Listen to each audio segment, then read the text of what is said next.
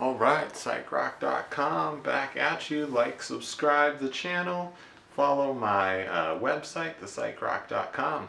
Today we're going back in time. We're taking a look at George Harrison, All Things Must Pass, one of the great albums of all time from George Harrison, the guitarist for the Beatles and backup singer, also great songwriter. He had made a whole lot of music that never got released with the Beatles, and it all got piled in onto All Things Must Pass. This 50th anniversary came in many different editions. This is the Super Deluxe 8LP.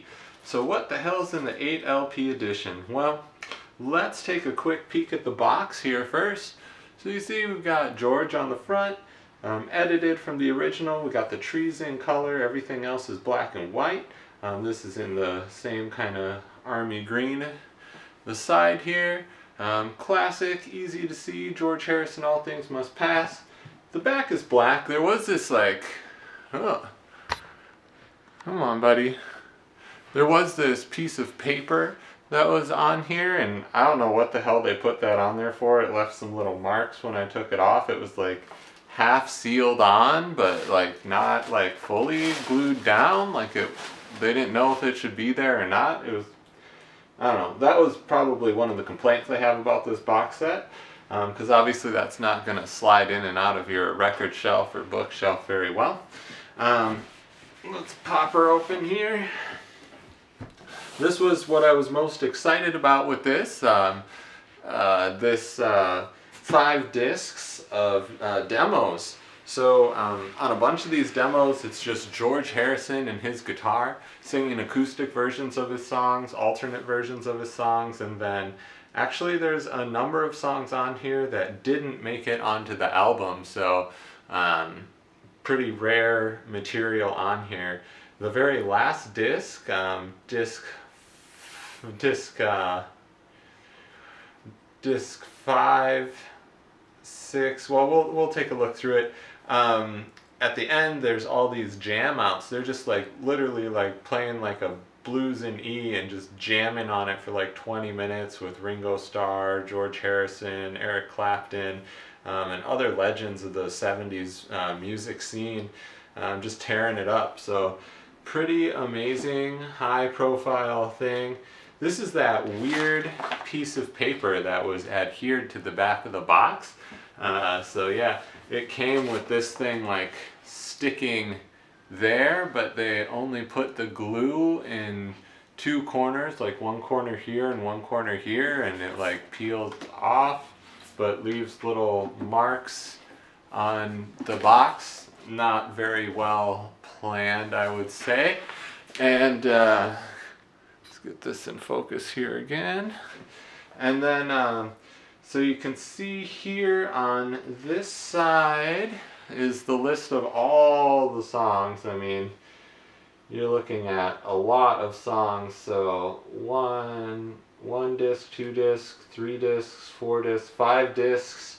The jam sessions with all the musicians just jamming out at the end comprises of 2 different discs there. That's how they arranged it. So we've got the sleeves with the track listing and images. And then the records, this is exactly how it came when I first opened it. Listen to everything now. This one says Day 1 Demos, Tuesday 26th of May 1970. Some of the songs from the album there. And I noticed as it goes along, it gets a little more put together. These first outtakes are basically like George Harrison with an acoustic guitar, maybe some drums, maybe some bass in the background. Really amazing stuff. It's so incredible just to hear his raw voice and just like really be able to zero in on how he's playing guitar on these legendary songs like rock and roll history in the making in these sessions. Again, Tuesday the 26th of May 1970. We've got some more takes here. Next we move on to Wednesday, the 27th of May, Day 2 Demos. Pretty awesome stuff. The vinyl's just, in case you're wondering, just straight black. It feels a little heavier than your average vinyl. I don't think it's 180 gram, but maybe 150 or something like that. So day 2 demos. Now the songs start coming together a little bit, but there's also some songs on here that aren't on the album. Cosmic Empire, Mother Divine, I Don't Want You to Do It.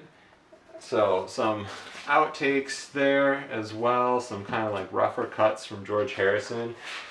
For me, it's pretty amazing to hear his musical process. And then this is the jam session outtake. So on these, they're just jamming out, just literally just jamming. Some of these songs go on for like 15, 16 minutes.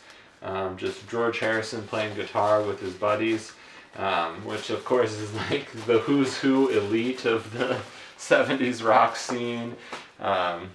Eric Clapton, Billy Preston, sometimes John Lennon appears on a few of these, I believe.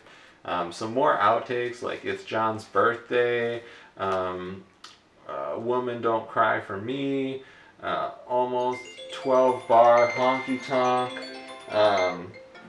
and just some other outtakes, and then just jamming out on these songs. Like Hear Me Lord, it's like, they're just playing through the instrumentals, just jamming. So I actually find this 5-disc collection to be pretty awesome. Some of these songs are not available on any of the streaming services also. The first couple discs are, but those extended jam sessions and all of that are not. So pretty special to be able to put those on the record player. The sound quality, of course, is pristine and superb. They keep the vintage vibes while also kind of adding a little bit of modern flair. So then the next box inside of the 8-disc set is the George Harrison All Things Must Pass 50th Anniversary Remaster from, so all the original songs from the album. Once again, black vinyl, stereo, just going through, and these are quite different mixes from the original album. Also comes with this really cool poster. Yeah, same poster that came with previous reissues and with the original release of the album. George Harrison looking like a character from Alejandro Jodorowsky's Holy Mountain film, like some kind of a priest or witch or something. Magic Man, regardless, one of the great rock stars of all time. So we've got the full lyric set on here in case you want to sing along, make tablature to the song for your band. We've got disc 2, disc 3, same thing. So really actually love these remixes. I found the originals to be a little overproduced with the choirs and the over-the-top everything, kind of hiding George's voice, kind of hiding kind of the guitars and building these almost like big band, kind of orchestral almost songs. This strips it way back. A lot of those elements are kind of taken out or drawn down quite a bit, and you really hear the rawness of George's voice, and the guitars really push through. And for me personally, I mean, I love George Harrison. I don't really feel like songs that are this good need 5 drummers, 7 guitar players, a whole choir, a whole orchestra, 4 saxophones. Like, I feel like he definitely is a strong enough musician where he can do it all on his own. The last special thing that comes with the deluxe set is the book. So this is the 50th anniversary book, and it actually shows images of his handwritten lyrics and goes through each song individually. So each page is sort of dedicated to a song. One thing I didn't realize, All Things Must Pass, a sunrise doesn't last all morning, all things must pass, a cloudburst doesn't last all day by Lao Tzu. Didn't realize that was from the great philosopher Lao Tzu. Just amazing like pictures and pages in here. Even before I started, I knew I was going to make a good album because I had so many good songs, I had so much energy. For me to do my own album after all that, it was joyous. Dream of Dreams, says George Harrison. The album's kind of decorated with these maple leaves, and then it goes track by track. So you've got like the whole list of all of the different songs that he did here, and then these ones with the dots are primarily the ones that made it onto the album. Other ones scratched off, so they recorded quite a few songs on this session. Phil Spector says, I was working with John in the Plastic Ono Band. I went to George's Friar Park, which he had just purchased, the estate, and he said, I have a few ditties for you to hear. It was endless. He had literally hundreds of songs, and each one was better than the rest. So that was Phil Spector, infamous guy, went to jail and all that. Not my favorite dude, but a lot of people like his music. Yeah, so then, we've got I'd Have You Anytime, handwritten lyrics, some quotes about the song from George. Like, love how he's just writing them here on the paper, written in pencil. Just it seems like for a lot of his music, he would come up with ideas and just write it on whatever was closest by. Here he's got lyrics for Wah Wah written inside of his calendar. Here we've got it clearly in some kind of a small notebook. Isn't it a pity? What is life? Like, there's just like a piece of paper ripped with random chords. Like, this became such a huge hit song, and it just stems from this little piece of paper. Country Raga, Dylan and Harrison, If Not For You. Here, just wrote it on a record sleeve. Like, you must just come up with ideas and just kind of like write it on whatever happens to be, at hand at the time, and he just keeps those all together somehow. Shots from the studio, Let It Down, handwritten lyrics, run in the middle. Look at this, he's going this way, he's going this way, just writing. I personally, as a musician, love, look at this great photo of George, like totally in the zone there. With Eric Clapton. So star-studded cast inside of the booklet. You've got, the handwritten lyrics. You've got like just some information about how like the sound studio was set up, the inputs, some of the little pieces of inspiration, quotes from George and from people who were in the sessions about the songs. It would be Art of Dying. Like, look, he wrote it out. Like, multiple instruments, had it all there on paper. He's he obviously writes his songs in a lot of different ways. You've got Ringo Star in studio there. Just a star-studded cast. It's John's birthday. They included this one. This is an outtake. So they have some of the outtakes from the jam sessions here too. Plug Me In, I Remember Jeep, Thanks for the Pepperoni. I just think it's a really amazing mix. They call it the 2020 mix, done by Phil Hicks, arranged by Danny Harrison, all put together and produced by the George Harrison estate.